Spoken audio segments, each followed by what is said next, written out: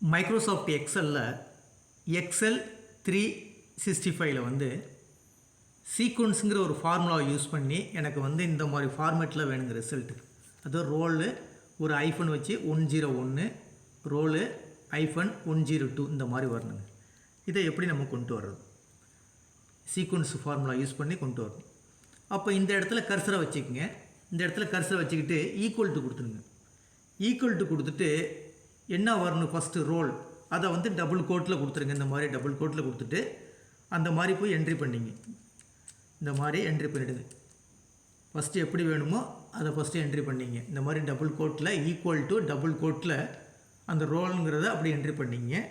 Entry பண்ணிவிட்டு ஒரு ஐஃபன் பக்கத்தில் ஒரு ஐஃபன் இருக்குது, ஐஃபன் கொடுத்துங்க. கொடுத்துட்டு இந்த கொட்டேஷனை க்ளோஸ் பண்ணிவிடுங்க. ஈக்குவல் டு டபுள் கோட்டுக்குள்ளே ரோல்னு சொல்லி கொடுத்துட்டு ஒரு ஐஃபனையும் கொடுத்துருங்க. ஃப்ரெண்டில் என்ன வேணுமோ இந்த மாதிரி கொடுத்துருங்க. கொடுத்துட்டு ஒரு அண்டு சிம்பிள் ஜாயின் பண்ணிங்க. இந்த அண்டு வந்து எதுக்குன்னா இந்த ரோலையும் பக்கத்தில் உள்ள ஃபார்முலாவையும் வந்து ஜாயின் பண்ணுறதுக்காக உள்ளது. அதே மாதிரி இந்த அண்டு சிம்பிள் கொடுத்துருங்க.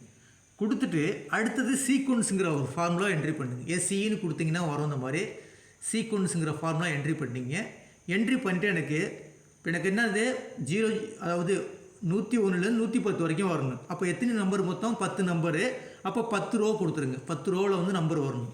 காலத்தை பொறுத்த வரைக்கும் எனக்கு ஒரே ஒரு காலம் தான், ஒரு காலம்னு சொல்லி கொடுத்துருங்க. ஒரே ஒரு காலம். ஸ்டார்ட் வேல்யூ கேட்குதுல, இந்த இடத்துல ஸ்டார்ட் வேல்யூ என்ன இருக்குங்க, 101.